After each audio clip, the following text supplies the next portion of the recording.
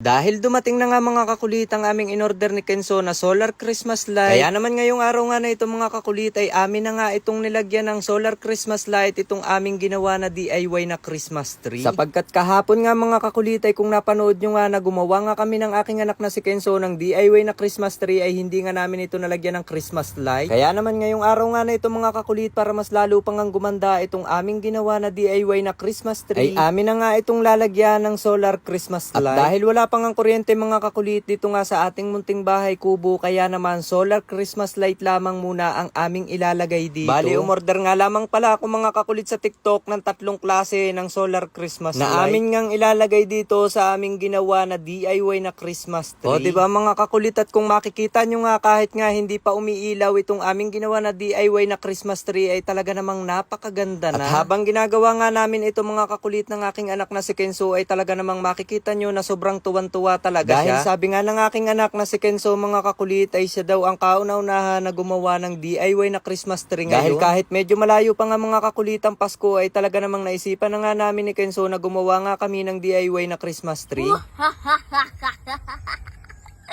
So ayan mga kakulit, at ngayon nga ay gumawa nga kami ni Papa nitong DIY na Christmas tree with Christmas light. Ayan o, kung makikita nyo na ilaw o.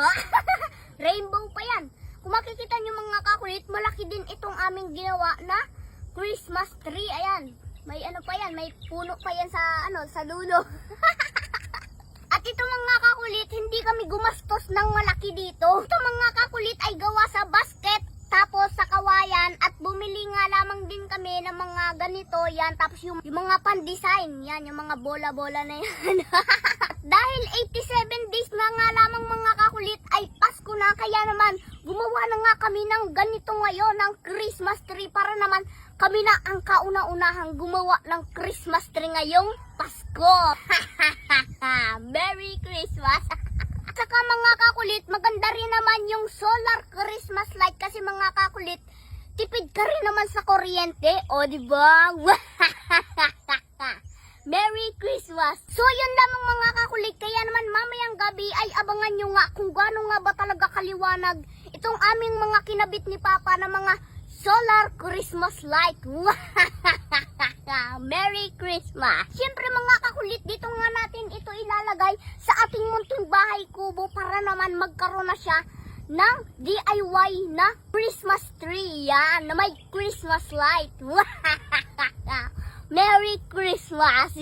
Tapos kung makikita nyo naman mga kakulit, ayan o, ako si Santa House. Merry Christmas!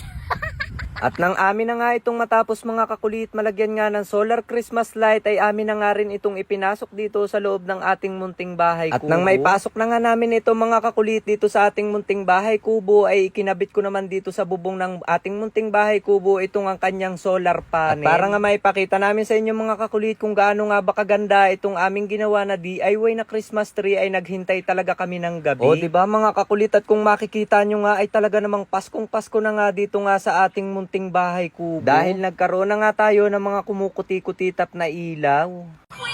Uy, 2.6! Oo! Yung bet ko na 500, naging 4,450. So ngayon meron lang ako ituturo sa inyo na bagong laro ngayon. Ito ang PH Mine. So ngayon ang una mo lang gagawin ay click mo ang link na nasa comment section and then mag-download at mag-register. At sa pag-register naman, ganito ang una mong gagawin. Lagay mo lang ang username, password, and then mag-login. And then kapag nakapag-login ka na, pwede ka na mag-deposit ng iyong ipanlalaro. So ngayon, isang mahalagang paalala na ang larong ito ay bawal sa bata kundi para sa matanda lamang. Be responsibly, ang itataya mo lang dito ay yung kaya mo at yung kaya mo lang mawala. So ngayon, tuturuan ko naman kayo kung paano maglaro dito kay PH Mines na bagong-bagong laro ngayon. So ngayon, ipapakita ko sa inyo kung paano maglaro dito sa Super A. So ngayon, susubukan ko mag-bet ng 500. So ayan, bet tayo ng 500 and then flip and then spin. Yan. Uy, scatter, dalawa agad. Uy, 3. Scatter tayo. Oh. Pre-game, 10 spin. Okay? Spin. Uy, scatter. Uy. 1. Uy, 1-2. O, diba? Uy, 600. Uy, 2-6. O, diba? Oh.